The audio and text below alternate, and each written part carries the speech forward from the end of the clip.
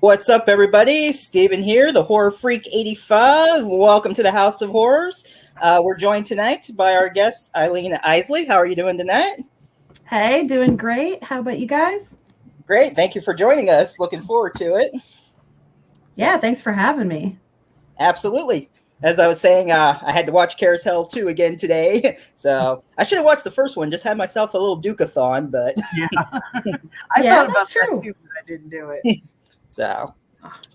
So, all right, let's start out with some questions here. We'll start out early. What got you into all this? So, what were some of your favorite movies growing up, and what inspired you to get into the business? Oh, fabulous.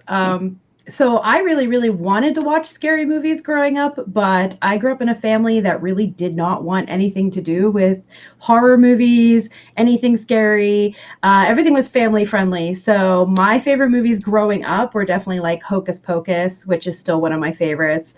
Halloween Town from Disney, like anything I could get that Halloween fix on without getting in trouble with my parents. That was like what we watched. Under Wraps, which is a Disney Channel original movie. They're remaking it now, so I don't know how that's going to go. Hopefully it'll be all right. I don't know though. I've always done theatrical and stage acting, and then in about 2012, I decided, hey, let's try movies. Independent cinema is pretty big here in Pittsburgh, so that's the first time I decided to go out for movies. All right. So, like in school, did you do TV productions, drama, all of that? Oh, absolutely. I was a member of like every stage club you could be in. I did the musical every year, choruses, art club, you name it, anything arts and music, that was me. Mm-hmm. And you mentioned in our promo that you're into cosplay as well. What age did you get into that? And did you go to conventions or just do it to dress up? I've loved dress up ever since I was little, especially because, when you're in a show, you get to wear some of the most fun costumes. And I always wanted to take those costumes and like wear them out on the street, but never really had the courage. And as cosplay has become more and more shared within social media in the last recent years, I got really into like, hey, you know what? I'm going to try this too. I get to play some of my favorite characters and go to conventions and just kind of play with everybody that I meet. So I've only been doing, cosplay, a little more formal cosplay for the last couple of years now. Mostly local conventions, and some of my stuff I'll admit is like purchased, but I did start sewing some of my own costumes, and now I'm starting to venture into my own costume building as well. It's really challenging. Like I admire everyone who can do that. I know like people who go to Dragon Con, like they'll work on their costume like a whole year in advance to get it done. I mean, it's crazy all the amazing stuff they do. Yeah. I know my uncle cosplays, and my aunt used to tease him because I guess he's got a mannequin in the basement that he uses. And I guess it's like neon green or something like that. That's awesome. A mannequin in the basement. Dresses up as a Winter Soldier and a Negan. And that's the only ones I could think of off the top of my head. I think he did John Wick one time. Okay. That's all still awesome though. Like that's like dark action movie hero cosplay, which you don't see as much. I think that's really cool, actually. Yeah, since I'm really big into the Walking Dead stuff, he brought his Negan cosplay to our wedding, and when it was reception time, he dressed up as Negan and was going around with we do pictures of him. That's awesome. You want to go ahead? What characters have you cosplayed as? So I was doing princess parties for a while. So we did The Little Mermaid and The Frozen Princess and all those fun non-trademarked, not Disney characters. But as far as other characters, for a while I was doing a lot of Undyne, which is a character from the Undertale video games. She's the fishy gal, gotta love fish. And Shirahoshi, she's a mermaid princess from the One Piece franchise, which is an incredibly long anime that I've been watching for years. I'm trying to think. Oh, I also cosplayed as the Leg of Voltron. Just the leg, though. I built the feet were like the lion head of the mech, made shoes out of cardboard, and then I did everything up like I was the leg, because in the newer season, every time they formed Voltron, Hunk, the driver of the Yellow Lion, was like, I'm a leg. And so that's what I wanted to do, was run around the convention and be like, I'm a leg. It'd been fun to get a group of people, all the pieces there. Let's go. I wanted to form Voltron, but all I could find were other like pilots. I couldn't find, or paladins, I'm sorry, they're named paladins, but I couldn't find any other pieces of Voltron, so it's unfortunate. Only a leg. Oh, well. That's funny, though. A lonely leg. When was it that you first met Steve? How did that come around and start working with Silver Spotlight Pictures? So I met Steve in 2012 on Craigslist, actually. He was posting auditions for a film called Everyone Must Die, which is, I believe he counts the movie just before that, The Slasher Hunter, as the start of his 10-year career. So I got in pretty early on in the Silver Spotlight franchise. We really hit it off well. There was sort of that initial meet and greet of like, anytime you're going out with a new audition to a new director, a new person to work with, there's always that like skis factor of like, what's this person going to be like? And the role I was auditioning for was actually a nude role with some topless scenes. And so it was a little nerve wracking, I'm not going to lie, but he really put me at ease, and we worked really well together on set. And I've been working with Silver Spotlight ever since. I've worked with Steve on at least 5, 6, 7 movies now, and I just love it every time. Yeah. I just got done watching what was Super Task Force 1 today. That was nice. So fun. My husband wasn't even enjoying that, and he usually doesn't like the independent stuff I watch, and he was enjoying that as well. Oh, thank you. It definitely has its own little like niche audience because, you know, it's a tokusatsu film. And when you go to a horror convention and you're like, here's this slasher film, here's this slasher film, and oh yeah, here's this weird toku Power Rangers-ish style film. Are you guys interested? It's a hard sell at those types of conventions, but it had a fan following for a while. People were pushing for a sequel. I know that scripts were written for 2 sequels, and it's not really perceivable in the the unfortunately. I still gotta check that one out, but yeah, you do. Yes, this week and got around to watching today. We had a lot of fun with it. And you also said practical effects on that movie. Oh, yeah. So most of that work that I did on that film was mask painting, character painting. So a lot of the monster characters you see throughout the movie were Halloween masks that we bought that were kind of generic monsters. And then I repurposed them by painting them all to make them a little more cartoonish and colorful. And I definitely helped with like painting the gun. I painted the helmet for the Toku suit and all that. So that's mostly where I lended. I mean, I was in the film as the main character's girlfriend. Right, yeah. But most of my work on that film. That's why I was picking the practical effects. I appreciate that. Nobody really, in all the years of all of my like effects help or like prop making for Silver Spotlight, I don't think anybody's ever pointed out that I've done that before. So thank you so much for noticing. Yeah, it wasn't listed on IMDb, so I just happened to catch it in the credits. So it's like, oh, that's awesome. I'll have to bring that up. Thank you. I'm currently in the process of trying to update IMDb, but you have to approve like every single comment that you add. So it's taking me a little time to get extra credits and things posted. It's coming.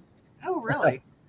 Yeah. As much as I've heard people like getting their IMDb's basically hacked, I'm surprised they allow, have the opportunity for people to allow, I'm not wording it the way I want, get approval, basically. Oh, yeah. A couple people that have their IMDb's, like, people just added stuff that there was never in.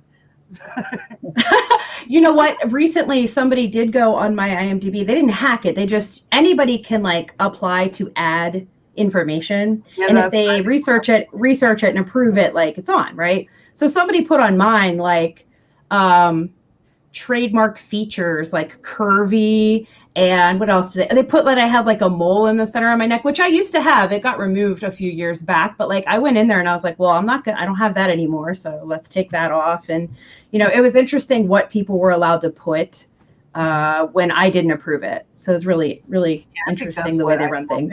I knew I wasn't phrasing it correctly, but that's like the only thing my brain was thinking. No, you're right. So what do you enjoy most? Writing, acting, voice acting? You did some Meowie Christmas in the Meowies. Designs. What part of it do you enjoy the most, or it's all enjoy? It's a really hard call. I think it really differs from project to project. Like with Carousel 2, which I'm sure we'll get into at some point, it was really important to me to audition for and get the role that I played. We can get into that in a bit. But on other films, I didn't really have a desire to need to be on camera. A lot of them I really just enjoy, like helping our effects guy, Cody Ruck, or helping paint props. Like the first Carousel movie, I painted all of Duke and basically puppeteered him for the entire film. So honestly, I think puppeteering, like special effects and puppeteering the Carousel stuff, has been my favorite not acting role that I've had. Mm-hmm. Yeah, I think I remember Steve, when I had interviewed him a while back, he had mentioned that you had painted that and did all that. Dude, let's see. Speaking of, let's see, we can put this there. So, where were you when you came up with the idea? Like, what made you think, oh, Killer Carousel Unicorn? That was a shower thought.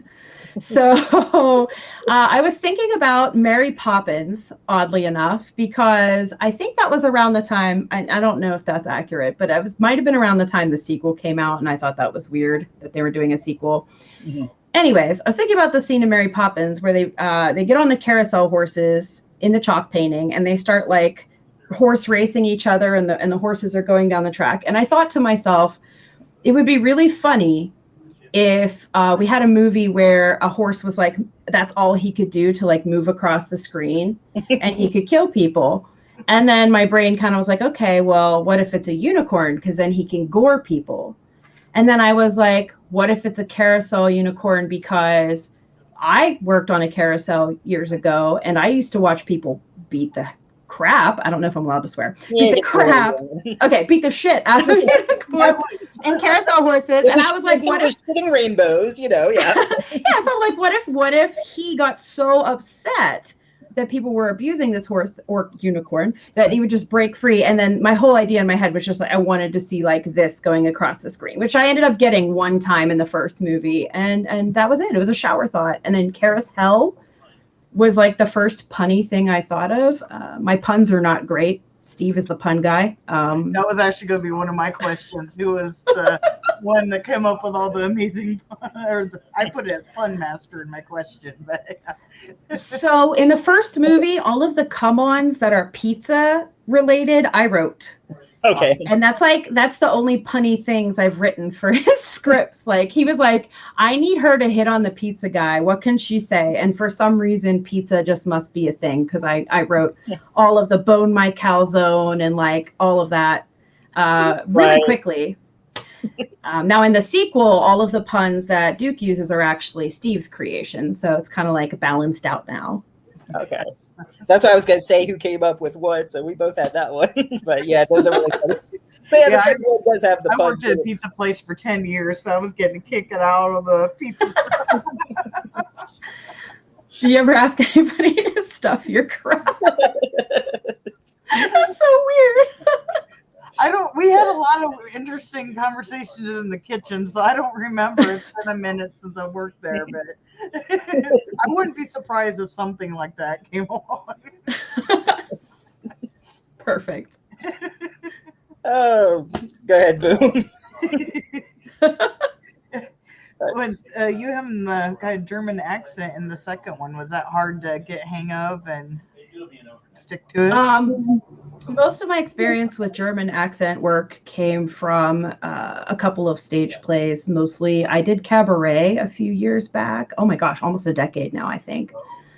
Und we had to do that because I had to sing in German for part of the show. And then I have a friend who's pretty fluent in German, so sometimes I'll ask him on pronunciations for things. It's not the easiest accent to remember. As you'll see in the film, everybody did their very best. Yeah. And there are still some weird choices throughout the film. Your basic rules you want to remember are your T's and THs. Those are really big because they don't have that sound. They don't have the TH sound in German. So once you hit those with your hard Z's and you go from there, as long as you keep everything kind of guttural, you can roll with it. But it's real easy to slip into something else. Actually, my easiest accent's usually like an Irish family or in the Brooklyn family. So German is neither of those things. Right. I figured it was really tough. That's why I was curious about how hard it was to stick to it. Yeah, it was tricky. We definitely had to reshoot a couple of lines. The hardest one in the entire script is in the scene in the beginning, right before like the soul suck. There's a scene where it's just like, I've been getting a lot of that these last few years where people are calling me Elsa all the time. And for some reason, I could not say that line. We had to shoot it like 6 times. So you never know what's going to get stuck in your brain. And speaking of the Nazis and stuff, I mean, I'm sure some people, figured Duke had some sort of supernatural or magic past or everything. But what was the inspiration for Nazis to have them involved with the dark arts? We always knew we wanted to include Nazis in some capacity in Duke's story. That's why there's one line in the first film that seems like a throwaway line where he just says like that Nazi Mustang or something like that. But it took us time to really figure out how to describe what was going on with the Nazis. Like we knew Duke, we didn't want Duke to be a villain because in our opinion, Duke is the hero of the story. So we didn't want him to start out as a Nazi, but we also wanted Nazis involved so that in the later films, he could come after them. So I think mostly I think Steve really came up with like the occult and how the Nazis were able to keep themselves alive over the years. We didn't want them to be neo-Nazis. We wanted to address the old evil from World War II and kind of keep that running. And it pays homage to a lot of those older films like Ilsa She-Wolf of the SS, where Nazi women, powerful characters were like a popular trope for a while. Boom. How many storylines did you go through before you ended up on the storyline for the sequel? I think that's the only storyline, to be honest. Oh, really? When we were talking about how the sequel would go, all right, there's maybe like a storyline and a half, because I was like, all right, what if the sequel is a heartwarming father-son family film? And originally I pitched it like, what if Duke's son is like sitting in the airport waiting, and then his dad gets off a plane, and it's one of those like Christmas family film kind of meetings. And Steve really liked the idea of the tone shift, but he definitely was right when saying like if we played the whole first half of the movie as family friendly like that, we would lose some of our audience who are there for the kills. Right. So I think it was definitely Steve's writing that helped take us in the right direction of a balance between this like family tone, but also still being a murderous carousel unicorn. Right. The right direction, of course. Yes. And we knew we wanted the child to get kidnapped. We just didn't know how. So it did take us a while to write through the different Klaus scenarios and how they would try to kidnap him. But as far as the overall plot idea, I don't think we really strayed far from our original plan. Right. Yeah, all those different the same person telling the stories, like what's going on with people telling stories, their life stories. Yeah, that was funny. But yeah, I think one of my favorite kills is Duke and his son's hanging out at a park or something, I think. Oh, and, yeah. Like Karen lady's like on the phone and she's like giving him an eye and makes a comment and then he sends his son off and then I thought that was so funny. Yeah, speaking of... Oh, no, go ahead. I was going to say, speaking of kills and everything, and the first one and second one, there's a bunch of course, different creative kills. How was it? Who thought of what kills and how much of a challenge was that to make them creative? Well, I would say the credit goes in 3 parts because some of the ideas were mine, some were Steve's, but a lot of them were also our effects guy, Cody Ruck's ideas. If Steve and I wrote like, okay, Duke's gonna punch someone with his hoof and their head just turns around 180 degrees and they fall down, great. Cody would say, okay, what if instead of that, he punches him and his head splits open like the Pez dispenser, and that's how we got my favorite kill in the first movie, which is, hey, are you talking carousel unicorn? And then the guy's head gets split open. And like, so it's really a team effort. I know that we definitely had the plan of we did not want to reuse the same weapons or the same kills multiple times, except in the sequel. Because the showdown sequence, I'm trying to be like spoily, but not spoily. The showdown sequence, the idea was to show how everything Duke had been successful with in the first movie wouldn't work now because of the change in power level between the villain. So that was sort of the only reason we repeated some of those actions in the sequel. Mm-hmm.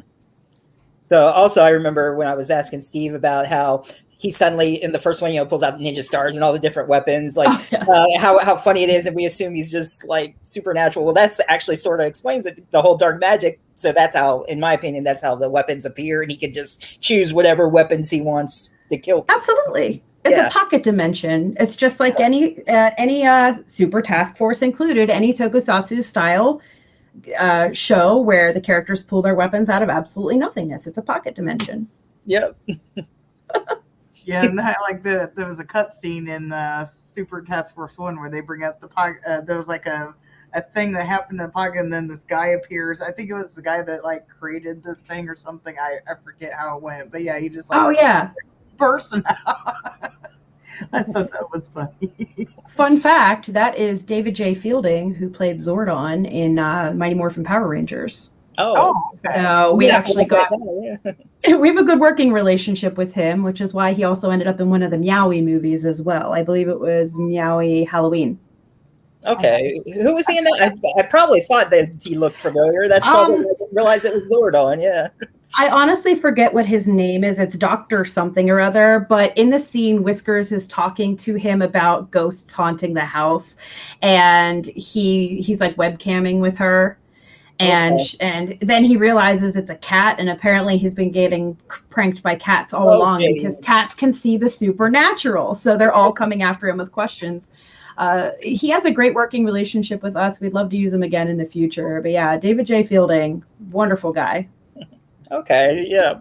I knew he looked familiar, but I wasn't thinking Power Rangers Zordon because it's been so long since I watched that. Yeah, you just need a filter that'll go over his face, and then you can tell. Just do a headshot with like a filter. It's like, hey, Zordon. Zordon web conference there. Quickly do like you could do a cameo in the next carousel and be like Duke's like mentor or something, and have it, like, something like that. Maybe that would be an idea. Speaking of the carousel thing, they had brought up that they had made other puppets as well. Do you plan on like implementing like a Duke task force per se? Absolutely. So without giving too much away, we have a very light outline of the plot of the third movie. I think I can at least say it will be a versus film. And we definitely plan on showing at least one, if not two, of the other creations the Nazis have made. I can't tell you much more past that. I'm very excited, though. And also, we are supposed to meet some of Cowboy Cool's companions as well, because little do you know, there's a whole organization of mascot heroes.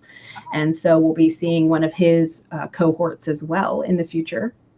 Okay. A whole secret organization to kill these Nazi possessions. All right. Yeah. Be definitely looking forward to that one. That one sounds like a lot of fun. Yeah. Well, I'm hoping enough people love the sequel so that if we can show that, it did well, then we have high hopes for being able to fund and put together the third movie, because it really rests on how people receive this second chapter of the franchise. I have like a 7.6 out of 10 on IMDb right now. No way. I haven't looked at it in a while. That's fantastic. It has a higher rating than the first one. The first one was like 4.6, I believe. Something like that. But a lot of people don't really understand the first one because you have your diehard horror movie people who only want things to be scary and dark. Yeah. And then you've got your comedy people who get it. And then there's the people who are expecting us to be working on a Hollywood budget. Yeah. Right. And don't really understand B movies in general. A lot of times we hear the phrase, it's so bad, it's good. And like that's actually not fun to hear because we don't want the movie to be bad. We want it to be a good movie. Like, obviously it's self-aware of its tones and its comedy and things like that, of course. Right. But it still shouldn't be, we don't want it to be considered a bad movie. Like that's such a bummer. Yeah, Duke's amazing. It's hilarious. I'm one of the comedy people. I absolutely love the horror comedy genre, so I'm all for all that stuff. Well, it wouldn't be the same without Steve from Peachy. He had the best audition for Duke. We had more auditions for Duke than any other character in either movie. And he just brings that little like New York bit to him, that little bit of cynicism, and it works so perfectly. Mm-hmm. And Duke wouldn't be Duke without him. Yeah, I don't think anybody else could be Duke. He's the perfect Duke for sure. Yeah. Agreed. We got to hurry up and contract him into like the rest of his future. You are forever Duke. Your soul really is ours. We should put him in a carousel unicorn, keep him forever. There we go. Giant unicorn, kind of like a Trojan horse, a Trojan unicorn. Just pull him up. Hey, we could get a sponsorship deal with Trojan after that. Yeah, there you go. Weird side story. The prettiest unicorn in your life? Here you go. To avoid Robbie's.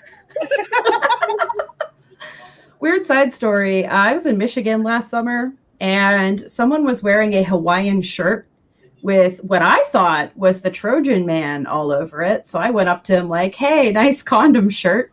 Turns out Michigan has the Spartans, so go me. I was very embarrassed.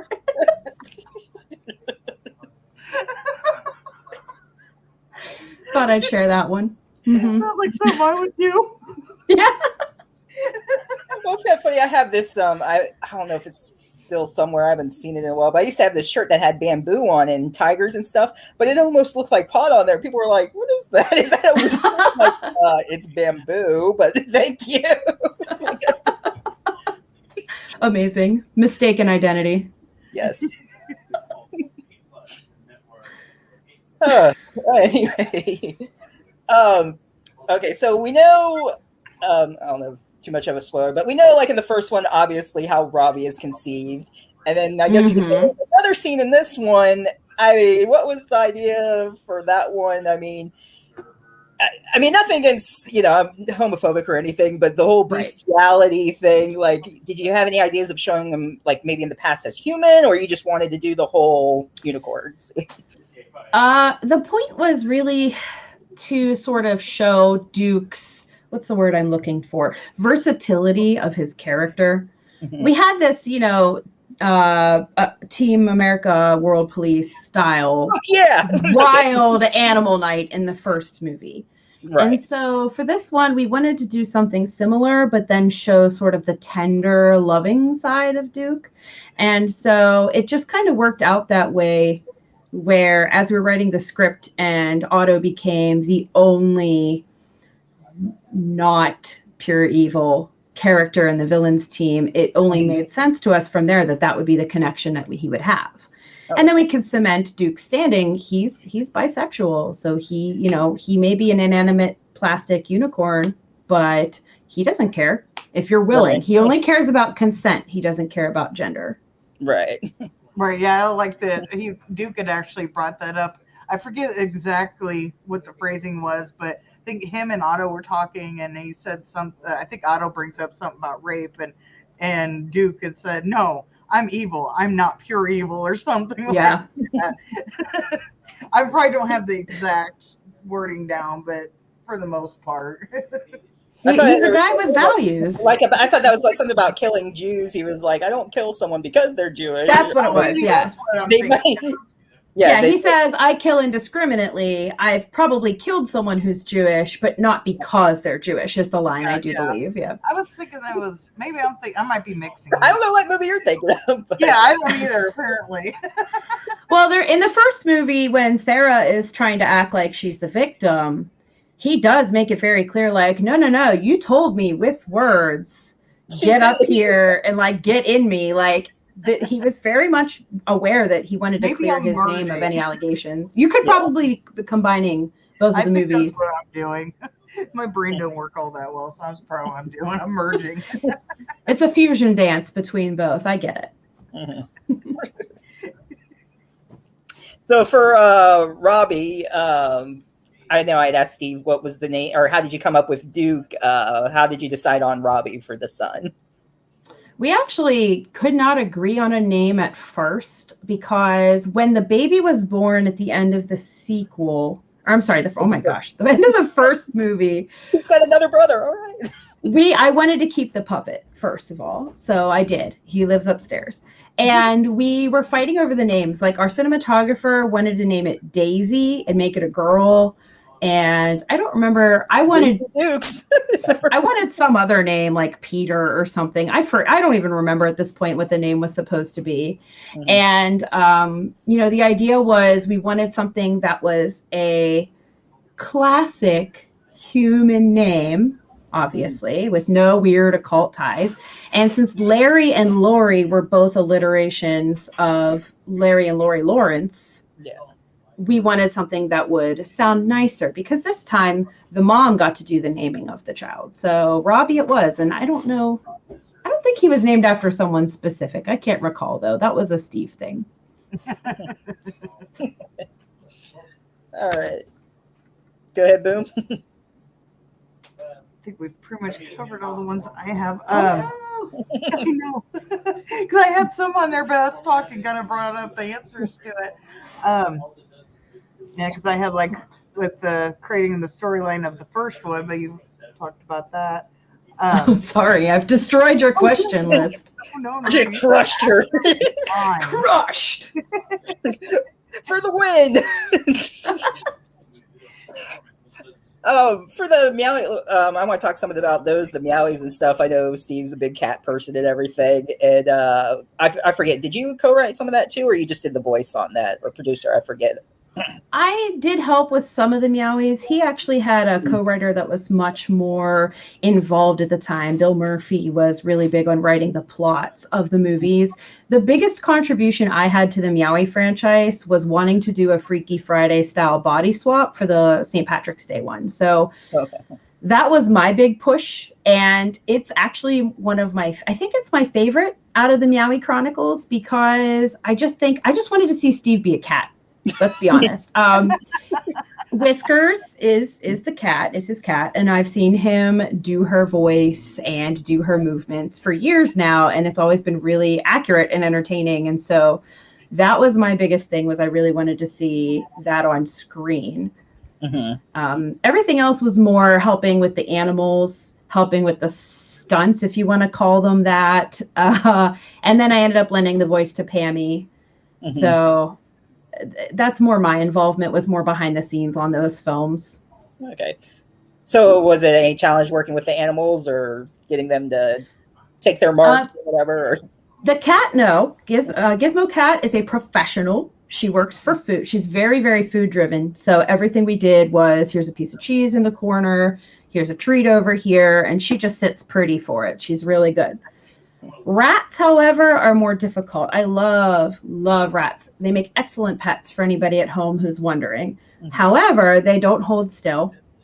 And even if they want food, if you're holding a treat out for them, they will be scrambling around excited to get it. So they were a lot harder to get them to do what we wanted them to. But at the same time, the rat from the first two films, there's a scene where Chuck closes the cage door. Right. And that was actually the rat closing the cage door on its own. We did not have to rig that. There were no fishing wire or anything. It wasn't a reverse shot. Like, it just is how things worked out. The hedgehog did not like being handled very much. She's a very nice hedgehog, but she was probably the most difficult animal co-star of them all. Which is why Pammy's such a jerk. Yeah, he's just like, I'm going to make a jerk. Basically. Go ahead. Oh, I happened to think of something. Okay. Captain Z and the Terror of the Leviathan. What was it like playing like kind of two separate characters with that? So my favorite thing to do is play villains or monsters or scary creatures. I don't have to be glamorous. I want to be like snarling. And so I really loved getting to work on that film and be a demon and have the horns and the fangs and the creepiness. It was interesting because hillbilly is not a role, or I guess a accent, if you will, or anything I had worked in really prior to that. So that side of Vapar, before Vapar took over her body, was very difficult for me. I think her name was Billy. Gosh, Bobby, I can't even remember my own character's name at this point. Thank you, Bobby Joe. Oh yeah, because she's named after that Bobby from Evil Dead. Anyway, yeah, like the hillbilly side was interesting, and luckily, briefly short. And then once Vapar takes over, it's just really fun to play the asshole. Like, I want to creep people out. I want to be the jerk. I want people like in the fight scene at the end. It's so cool to be able to see the claws and the fighting moves. And it's just, it's thrilling. It's stunning. I've worked for haunted houses for many years in the city of Pittsburgh, some of the top rated haunted houses in the country. And I have played characters from evil dolls to werewolves to demon possessed women. And it's always a blast. My dream role, actually, you didn't ask this, but I'm going to tell you anyway. My dream role would be to be like somebody who's super prosthetic out. Like I want like a full monster form in a film someday. That is dreams right there. That would be fun. I hope you get that.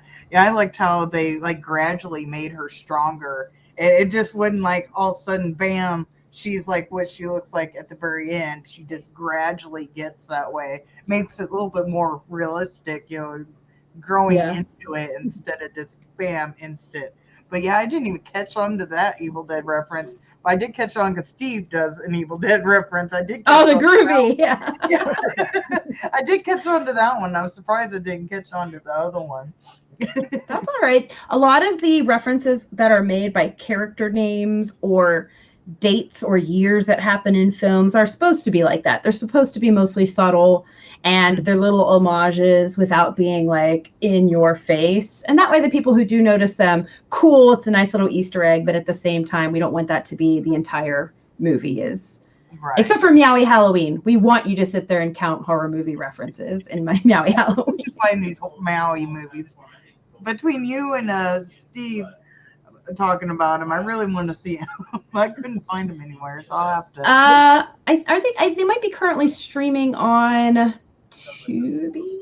I don't think they were on Amazon Prime for a while. Then they came down. Some of them are back up on Amazon Prime. They've kind of been. I know if you do that Steve Buster that he has or whatever. I forget if it's $2. I forget how much he charges for it, but he has like a whole bunch of.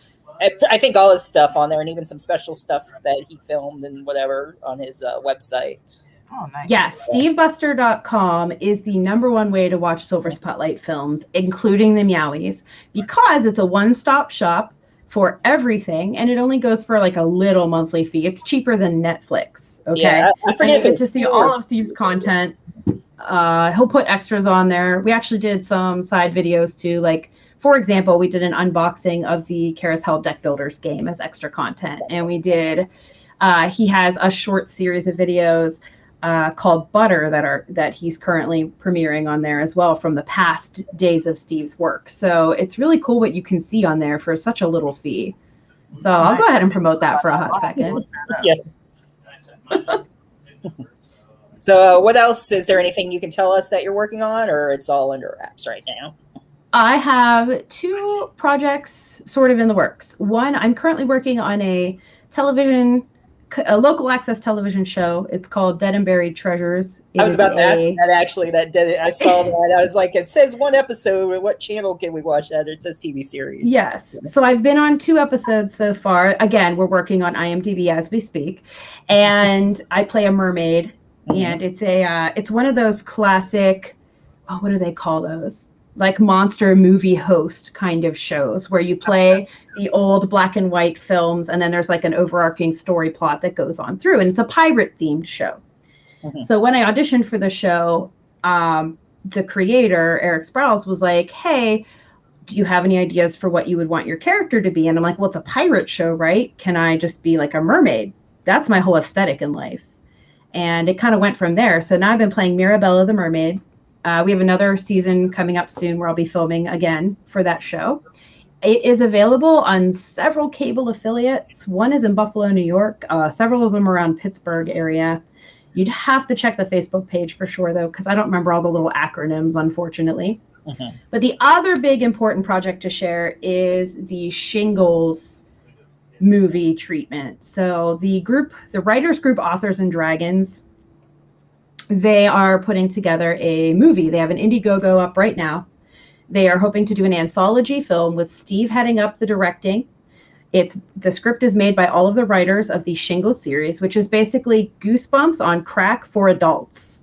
Yes. And if the movie is successfully funded and we put it together, I will be working as sort of like a line producer on set. So I'd be working with things like continuity. I'll probably be helping out with props and other things yet again. And I'm hoping to obviously audition for the film as well. So that's probably the biggest thing in the works coming up. And then, of course, we're still pushing the Carousel 2 wave. So we have our live premiere coming up soon on October 10th. And I'm looking forward to that a lot, actually. I want to see a live reactive audience. That'd be so fun. Live premiere ad, is that on the website? I think it is, but it's going to be at the Hollywood Theater, which is in Dormont in Pittsburgh, Pennsylvania. So if anybody's interested, it's on October 10th at 4 p.m. Tickets are only $8 to come. And I think the theater can hold about 350 people. So we're really hoping to fill it with as many people as possible to really come and see things on the big screen. If I was anywhere close, I would totally be there. I know. I appreciate that. In Florida. Yeah. But good luck on that. Have fun. And I'm sure everybody there will enjoy it for sure. So that'd be fun to see on the big screen. I wish I could. I can't wait to see like all of the kills and all of the action happening in full size. And Robbie, who is so adorable. I want to see those big brown baby like unicorn eyes, lit up, 3 feet tall. He grew a couple of feet.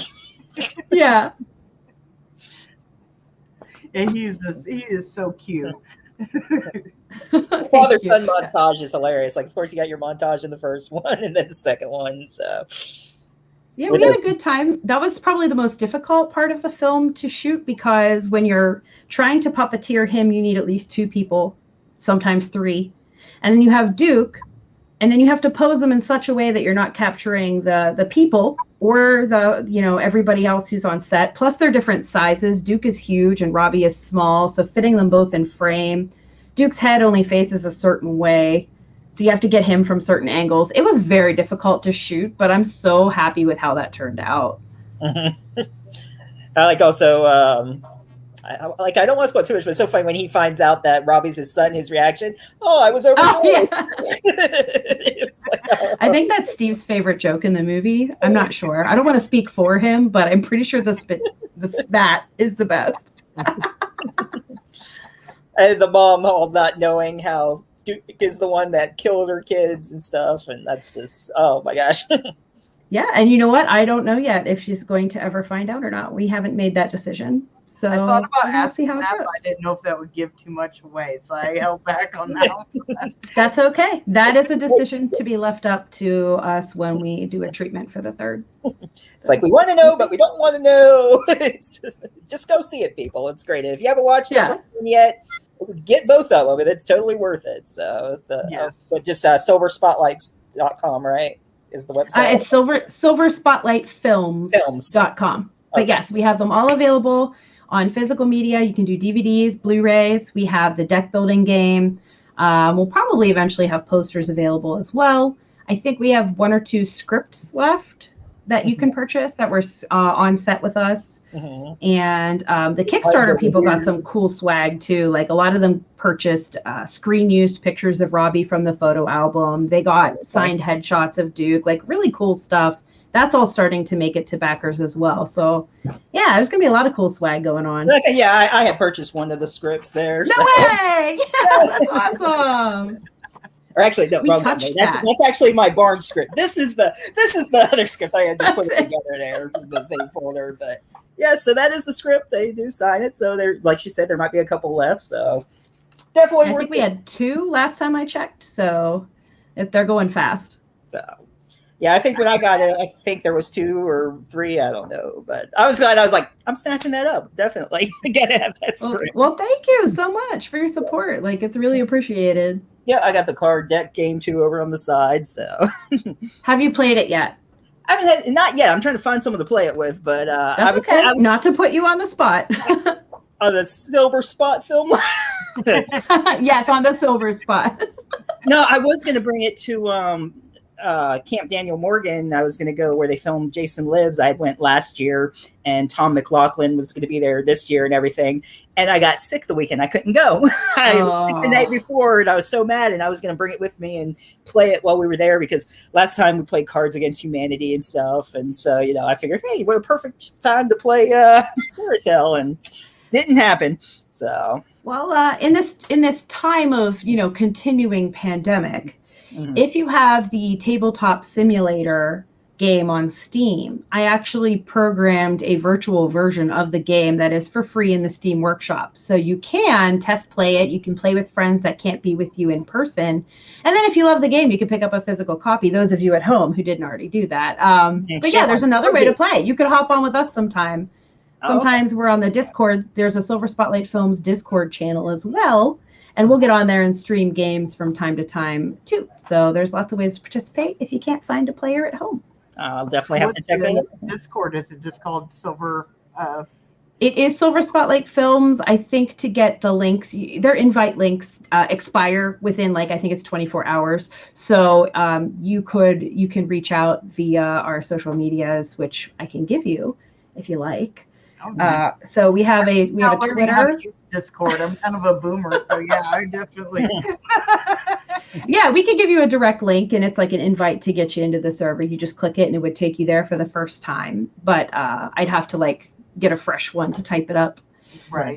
But yeah, you can hit us our Twitter at Carousel Film. That'd be a good place. You can message us. I can get you that information. I know my Instagram is just my name at Aleen Isley, so I'm easy to reach there. And silverspotlightfilms.com, of course. And we also have a Silver Spotlight Films Facebook page as well. So it's very easy to find us anywhere you're looking for us. All right. I'm kind of curious about this game. What does it entail? Okay, so it's a deck building game. I can actually. Which basically means, yeah. So unlike games unlike collectible card games like say Pokemon or Magic the Gathering, where you have to buy and then construct a deck and play, you don't need any skill to do that before you play this game. It's very easy to open the box and play the very first time with no card experience. You basically all start with the same little deck of cards. Basically, there's punch cards that allow you to punch something for 1 damage, and there's neutral cards that do nothing. And there's a little store in the center of the game where you purchase new cards to add to your deck as the game goes on. And those cards are power-ups, things that'll give you more attack power. You have to try and defeat villains that are on the board to win the game. And at the end, it becomes a points counting marathon. Basically, whoever gets the most points in their deck by the end of the game is the winner. So it's actually pretty simple. You don't need any external materials to play. You get everything inside the box, and you can play as different characters from our cinematic universe. Each one has its own special perks and powers as well. Joe the Pizza Guy. You can play as Joe the Pizza Guy and live back your previous days of working at the pizza shop. So yeah, we got the pizza guy. I'm sorry, that was probably one of my favorite parts of the movie. The whole pizza character. And then cool, of course. Eat a dick. Oh. We actually just got asked recently, last week, if we have a mascot costume for a commercial promotion or something. And we were like, oh yeah, I think we can think of the perfect mascot costume. Just a moment. So I think Cowboy Cool is going to be showing up in some more media. So there we got one of the death scenes for the first one there, the cloud. And then I'll just go through it. Please, yeah, fan them on out. The cards feature characters from various Silver Spotlight films, including Captain Z, Everyone Must Die, The Meowie Chronicles, but mostly Carousel and Carousel 2. We Yeah. are looking at maybe adding some add-on packs in the future that would be featured on certain movies. For example, there would be a Meowie add-on pack that would have a lot more characters and items from the Meowie universe. And who knows, maybe we could do like a Super Task Force mini set with some more villains from that show as well. So could go either way. Yeah, that'd be almost like a cool mashup. Duke and the task force, like Power Ranger people.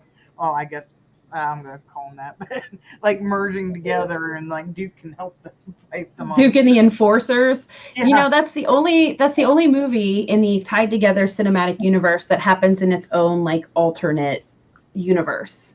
So the Super Task Force exists, but in Duke's world, it's just a TV show that people watch on TV, where literally every other film all exist in the same reality, and they all sort of have little things that are mentioned between them. There's always references to one or two other movies in each film, but that one is slightly removed from the main timeline. Any plans to like do like romantic thing and like pull them through the TV or something and bring them in? That could be really cool, actually. Yeah. It would be funny if you actually did like a My Little Uni. My Tiny Uni would be not great. Tiny Uni. I don't know why. No, that's okay. I know exactly what you were saying. I mean, though, the show. Favorite episode? Yeah. Well, the theme song is so catchy. It's probably my favorite song that has been written for a Silver Spotlight film. And that's really hard to decide because we have a lot of great music, but I think My Tiny was Uni. Funny. Yeah. It sounds like it could be a real show. Yeah. He was having no luck at that party. Everyone just punching him, spraying him. No, that was not Preston's day. No, it really wasn't. I did like the part she's like, I'm not drunk enough. He's like, reminder to see Lori's titties. He's like,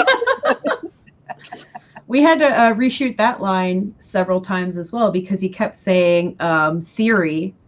And as you may or may not know, like you don't want to use trademark stuff in movies because A, you don't want companies getting mad about it, and B, you don't want to give companies free marketing if they're not going to cross promote with you either. So yeah, I think we had to reshoot OK Siri like several times for that scene.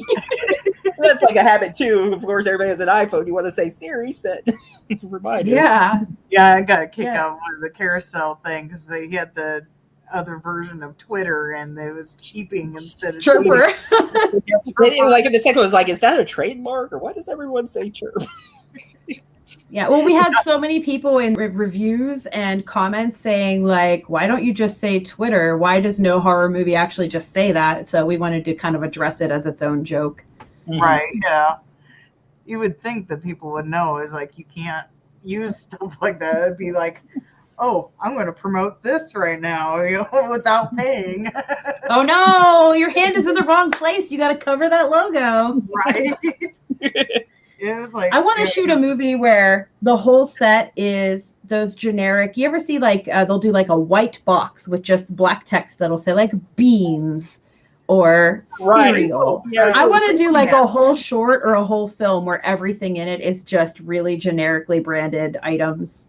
Yeah, it would have to take place in like a supermarket, but that would be so much money. That's all it says. Yeah. Every can is like beer. Beer. Wouldn't it like the 70s, 80s Repo Man did something? I might be mixing up movies. It was either that or some other thing. Like all the things with just white labels and had that throughout the shop. I want to say it was Repo Man with Emilio Estevez. Oh, God, it's been so long since I watched that. I can't remember. It probably has been done before, but I still want to do it. Oh, yeah, definitely. Because it really wasn't, if I remember correctly, it really wasn't showing a lot. It was just kind of like here and there. It wasn't like all like in your face. A whole shelf of it. Right, yeah. We can make it like a They Live reference where you put on the glasses and everything's just like generic. Instead of saying obey, it's like beans. Bubble gum. I'm all out of bubble gum. Or you could do that, have your own glasses and have the white labels say something, but they put glasses and it says something else. Oh, yeah, that could be true. The world becomes colorized. See, we're writing a movie right now as we speak. Right, there we go. That's something we do here. We just randomly come up with movie ideas. Perfect. I love it. be like my hippo movie all over again. Yep. Wait, you want to make a hippo movie? I must know more. Well, it spun out. Nothing's officially or anything. Well, first, go ahead and tell your idea, and then it went to like a wild idea. My original idea, I've been complaining about there's no hippo movie for like a long time. So, because hippos, you think they're cute, but they're actually very deadly. No, they're horrible. Yeah. So I was wanting like just a normal creature feature, kind of like black water or like crocodile or something like that. Just normal creature feature, but it'd be hippos instead of like the normal croc or alligator or shark or something like that. And then there's also another storyline I was thinking of, because like Pablo Escobar, I'm probably not saying that right. He ended up having hippos, but then he let them loose. Now they're like in Colombia. They have a hippo problem in Colombia. So you don't have to even have them just in where they're supposed to be. You can have them somewhere else, have like the same kind of storyline as somebody took them, let them loose. Now they're a problem. And then like a moat around your house, people like break in, but not knowing about the hippos, and then the hippos like attack them or whatever. Then we had a wildlife version that Steve. Then we have like the wildlife version, where they're like genetically altered a little bit, fierce. Oh yeah. And then a scientist is in control of them, and there's like some activists not knowing that they've been experimented on and want to help them, and they're helping killer hippos out. So that's the wildlife version. We're just like. But there's literally no horror movie with a hippo. It's like all there is. I think in Jumanji, they kind of touch on it a little bit. They have that hippo come out and eat Jack Black or whatever, and it's done and over with. Oh, that's right. They did. The new Jumanji. Okay. Yeah. The new Jumanji. And then I believe in Jungle Cruise, I haven't seen it yet, but in the trailer, I think they have a hippo come out of the water or something like that. Yeah. They have to do hippos because Jungle Cruise has that joke about the wiggling ears being threatening. So they have to have put a reference in that movie. Yeah. I haven't seen it yet either. Yeah, I haven't either. I'm waiting for it to come for free on Disney Plus because I ain't playing $30. Yeah, Disney Plus has movies on. Then you want to pay $30 for Black Widow? I know. I really want to see that movie. And you don't even get to keep it. It's a rental. It's not even like you can keep it on there after buying it. No, I'm with you. I don't agree on Disney Plus's treatment of releases being their own timed thing either. So I support you in that. I mean, you're already paying for Disney Plus. You should get Disney Plus movies for paying. Agreed. There's been a recent push for board game movies too. Have you thought about spinning it as Hungry Hungry Hippos? Yeah, he's I did want to have a line that said, because I want to be in it if I do, but I want to say, oh fuck, we're being chased by Hungry Hungry Hippos. I mean, if Battleship can do it, and I heard rumors of a Candyland movie, which I think is still happening. I don't know if that is, but there were like some fake movie posters as like horror movie posters, like Chutes and Ladders, Hungry Hungry Hippos. Like they made like fake movie posters, and Candyland was one of them. But that would be interesting, though. I thought I saw something about Candyman Land.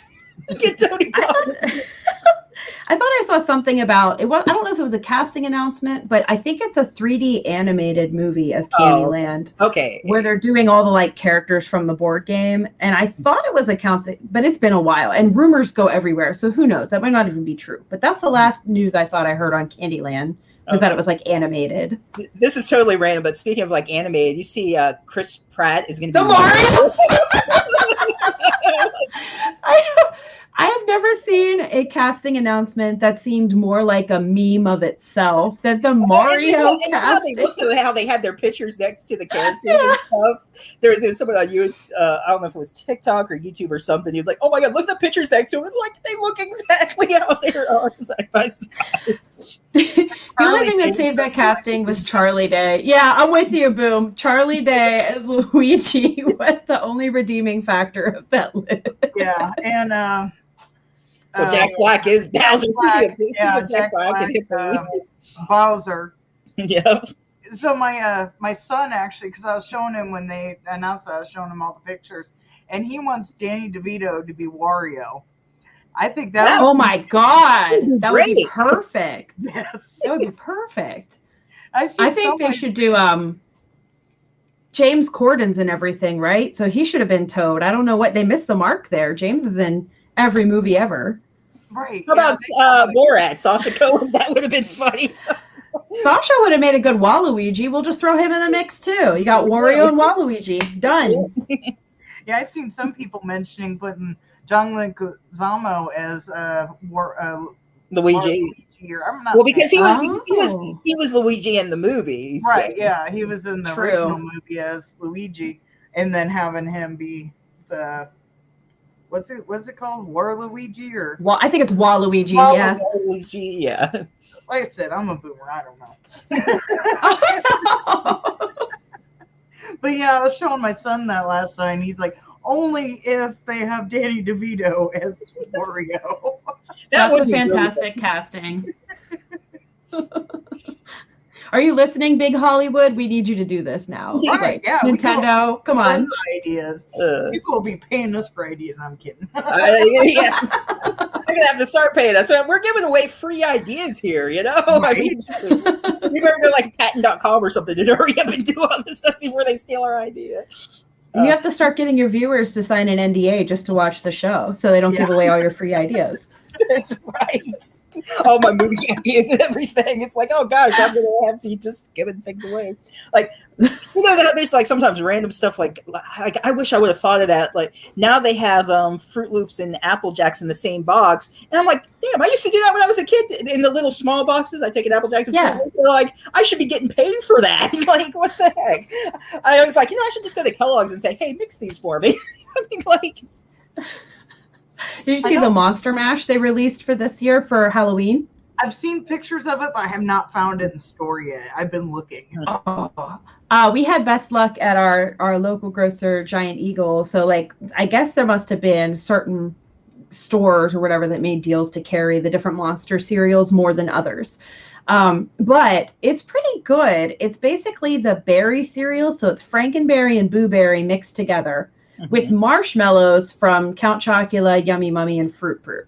So really the overall taste is definitely berry. You don't get a lot of Count Chocula flavor, but it's a cool like homage to all of the years. Is it 50 years now, I think, of Monster cereal? I think it's their 50th anniversary. Probably. I know, I have a box of all of them right around the room in the kitchen over there. I know last time we went to the grocery store last week, the normal grocery store we normally go to, I was trying to find any of the Monster cereals, and they didn't have any of them. But I'm sure if we went to other ones, it's hard. I can't go to like multiple stores in one shot because I got messed up legs. So it's really hard for me to go shopping. So I haven't been to another one yet. But yeah, I've been looking for just any of them. I don't care if it's the mashup one or just the normal, like Count Chocula or whatever. I want me some damn cereal. Well, I wish you luck in your search. I know last year about this time of year, I did a Count Chocula photo shoot, except it was Count Thoughtula. And so hunting for monster cereal as a prop for that photo shoot was also difficult at the time. It's so hit or miss when you're going to run into them at the store versus when, you know, all the shelves are empty. And right now there's weird shortages of like every food in the grocery store. I don't know if you've noticed. I don't know how Florida is, but yeah, like there's a shortage of everything. It's crazy. I know I went to one of our grocery stores. It's like the biggest one we have. I'm in Wisconsin. And I went there, I don't know, it was probably like a month ago. And they had a shortage of bottled water because I guess it was a shortage of plastic for a little bit. So I don't get out much. So I didn't know about it. So yeah, they didn't have, like, it was only like one of the brands that they didn't have. They had the rest of them, just this one brand that they didn't have. Weird. Yeah. Well, I work at Walmart. I'm in the electronics department, but of course, you know, we have our groceries and stuff. And I forget what it was, but there was like some random stuff that was like out that we didn't have. It's like, really? Like, what is this? Like people stockpiling or something for the apocalypse? I mean, there's weird stuff like potatoes, chicken. There's a shortage of chicken. A lot of wings places can't get enough chicken to serve their people. Chlorine for pools. That was a big thing because there was like a fire in a chlorine plant. Like it's just so odds and ends, picky choosy what is short right now and what isn't. It's weird.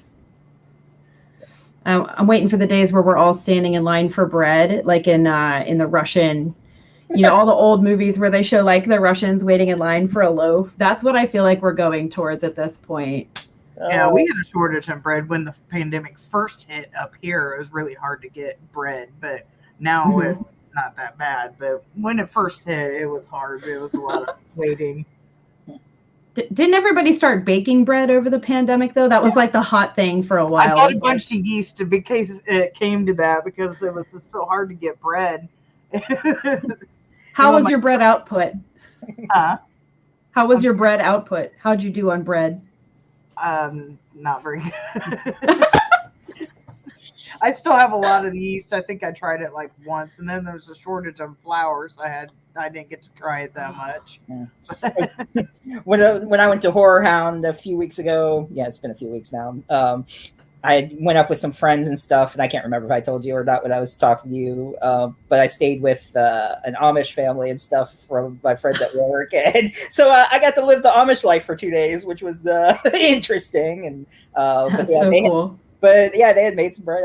They're awesome food. I'm glad I went. It was really interesting experience. They had like a generator that they used briefly, but mostly it was no power and stuff. Everything gas, and I got to see their horse and buggy and everything, and went to their school and we were playing with the kids there and stuff, playing catch. They were playing baseball and stuff. So it was fun. It was interesting. So that is really cool. Yeah.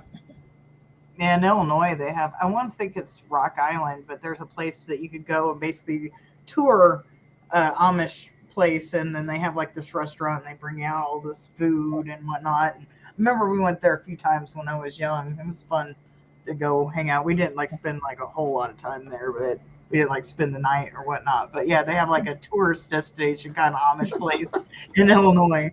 I didn't do it, but in my head I was thinking I would love to just play Weird Al's Amish Paradise right now. My college was in a Amish town, so we for a couple of years I was around all of the cart and buggy sort of atmosphere. They would actually warn us students on campus, all the ladies. They would say if a buggy pulls over and asks you if you want to ride, like don't go with them because they'll like take you behind the haystack. Like it was an interesting experience. I've seen many barn raisings over the years, and they would come into the local pizza shop. It was called Pizza Joe's, which is funny because I think of Joe the pizza guy. And they would have like beer and watch TV because they didn't have to own the TV in the pizza shop. Cool. A little trick there so they can watch what's going on. Well, they're allowed to, I think from what I understand, they're allowed to use technology, but they're not allowed to like own the technology, or they own it as a community, but not like individually. So like I don't know what the rules are now. Mm-hmm. Like when I was there, they had a freezer for the meats, but they all used the same freezer in town. It was one freezer. They didn't have it themselves. So, because obviously, even though they live that way, you still have to have some, electricity to take care of, food like that and stuff. So, but yeah, that's how they had it there. So that makes sense. Yeah. You need something. Gotta. Unless you want to just live out in the woods and just light your fires, whatever. That's it. Hunt and kill. I'm sure there's still people out there doing that, though. Like in the world, there's got to be people out there in the wilderness. Definitely. I'm sure there's people we don't know about that's just living out in the woods, just hiding out there from society. So. Oh, most definitely. Anyway, sorry. I've run your gambit of questions. I'm so sorry. Oh, she's got to mute there for a second. Hopefully she's all right. I've done that before. I cough too much. Mm. So, do you guys have? Let me ask you a question. I want to know if that's okay. No, I want to know what your favorite killer effect was between the two Carousel films. That's what I want to know, because that's what the first thing I want to ask people when I know they've watched the movies. Wow. I know. I'm going to put you on the spot on your own show, but I just want to know. No, I mean, there's some good ones. I like that. I do like the first one, the friends, when they're saying they want to die together. Wish granted. Okay, cool. Of course, the pizza on Joe, of course, on Steve, the pizza cutter. That's funny there. Awesome. He chose a poor weapon. Yeah, he really. Oh, no, I know what a pizza feels like. That's probably my favorite line he just threw out there. Like, I'm so sorry, pizza. Sorry, pizza. Awesome. What about you, Boom? You got a choice? I didn't rewatch the Carousel, the first one, so I can't remember off the top of my head of those. I know there was some in the second one, like he takes those wood or not wood chippers, shit. Just Oh, the shears. garden shears. Shears Yeah. that went right through the eyes. And the Very grenade. cool. I like the grenade too. That was a good Yeah. one. That one was probably one of the messier ones for sure. Like Yeah. we set everything for the explosion and then everybody was like running away. Fire in the hole. Besides The In the pie hole. and kill. But it wasn't really anything dramatic with that one. Or, that's the same one, isn't it? The What garden was it? shears with the lady on the phone. That was Yes. her. Yeah. Yeah. Yeah, I think that was probably, cause I brought her up before. I think that was probably one of my favorite kills with that one. I'm so glad it worked well for you too. I think we all have a Karen in our lives that we wish we could garden shear. I won't say too much, but the ending of a certain Nazi too was good.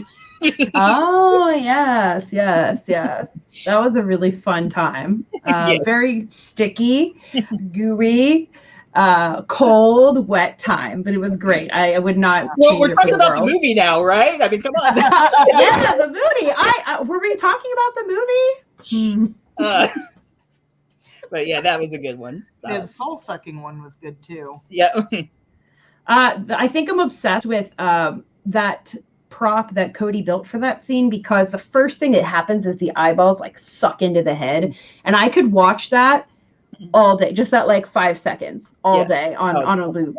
Yeah. It's the same fascination you get with like the pimple popping videos and all those gross things, like just that weird eyeball suck. That's where it's at. Yes. The eyeballs suck. Gross. I like because it's not a kill or anything, but that one guy that plays the multiple characters he's trying to like hide from Duke or whatever. I'm trying to say it without giving it away, but Yeah. if you know what I'm talking about, and he gives all those balloons, and actually That gag turned out surprisingly well. I just don't want to like spoil anything for anybody. Well, no, see, now when they watch it, they'll just have to look for balloons, and then they'll be like, oh, this is what Boomstick was talking about. All right, I'm in. Yes.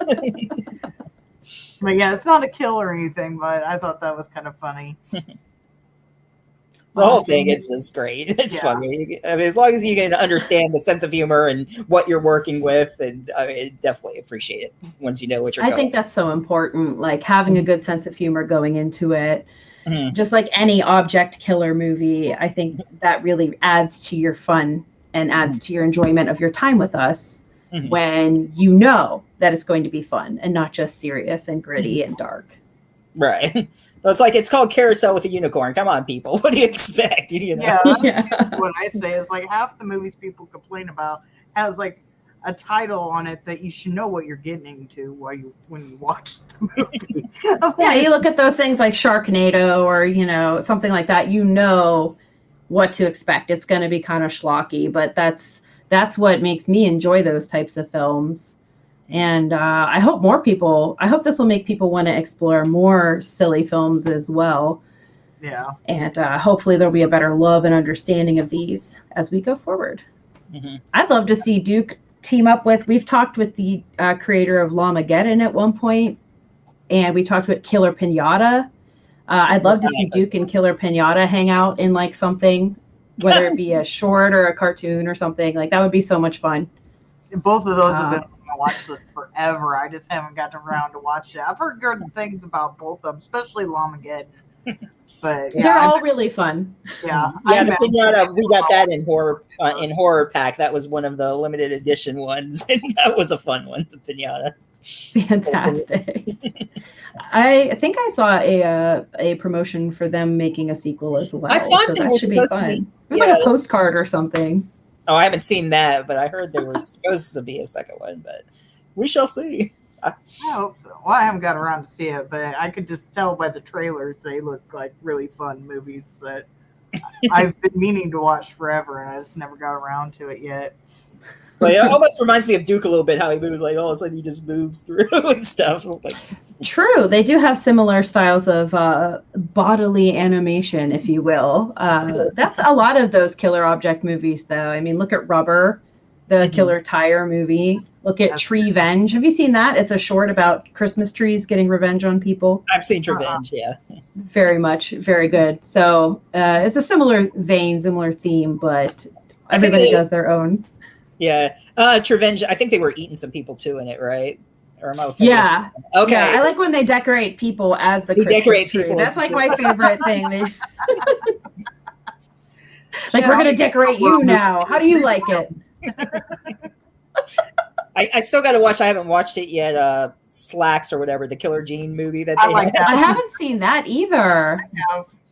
I tried to watch Deathbed, the bed that eats, and I saw one of the scenes where it was like dissolving a person, but that's about as far as I got so far. And then there's the Killer plot Sofa. is dry.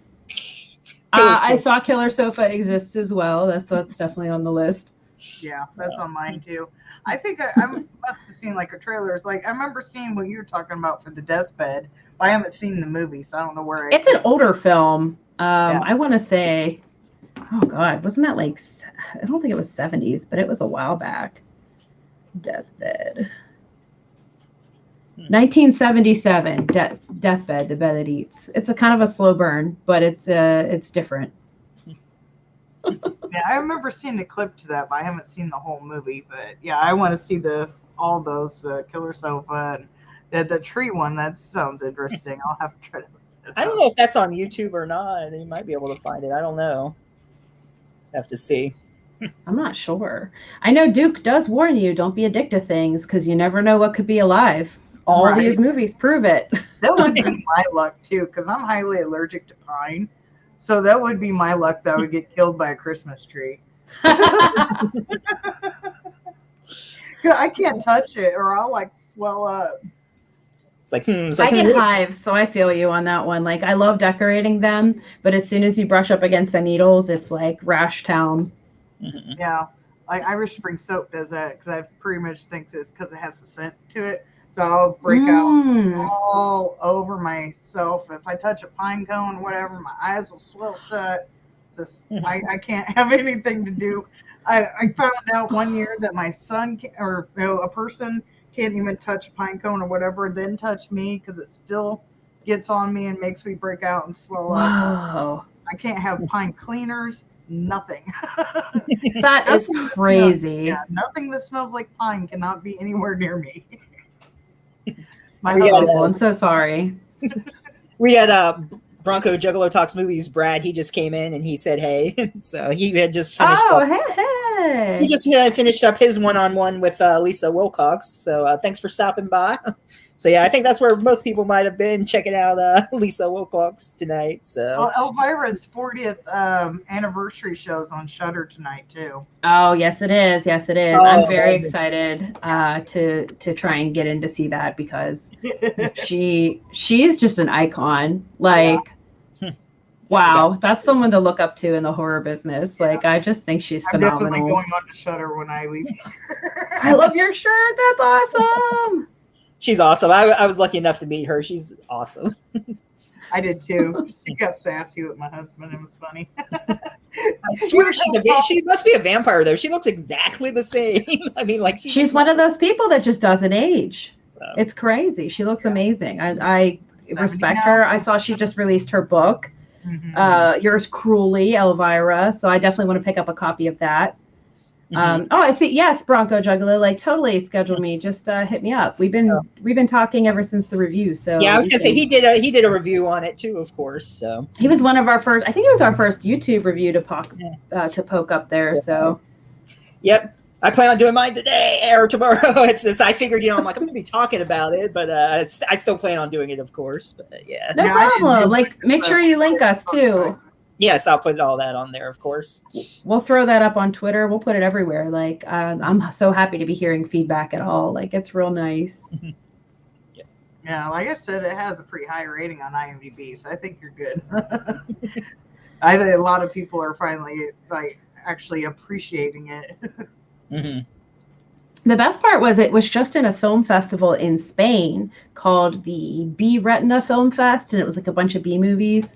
And we've gotten more buzz on the Twitter account through the film festival over there than we've had in a while from another country. And then we had a Swedish guy who just did an interview and review for us as well. So it's starting to get picked up by little pockets of international fans as well, which is super cool and like, wow, like very humbling to know that like across the world, people are still enjoying this movie, even though it's not recorded in multiple languages. So they're still watching. I mean, granted, all those countries are great and they know English and like 14 other languages, and we don't. But they do. But you know, it is. It's humbling. It's humbling to see it spread and be appreciated elsewhere too.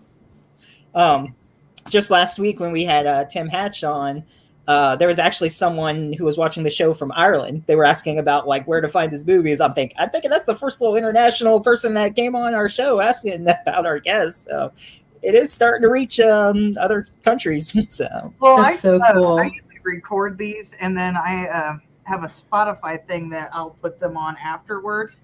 And I have, according to my listing of audience, there's like 35% are from Germany or something like really? that. Okay. Oh, well, hey, they'll like this one. I was going to say they'll like it. That's so bad. They should make fun of my like bad German then. Yeah, we're sorry, but yeah. I could see the Ireland because because a lot of my family's has an Irish background, so I follow a lot of Ireland things. So I could see somebody from that kind of coming over. But yeah, I was like the Germany one. I thought was like, okay. Hey, that's cool that we're reaching out there. Yeah, definitely. Don't mind it at all. I just thought it was odd. It's awesome. Oh, excuse me. I guess I think we already pretty much promoted the websites and other stuff that you had. Let's see. Yeah, we're at I think so.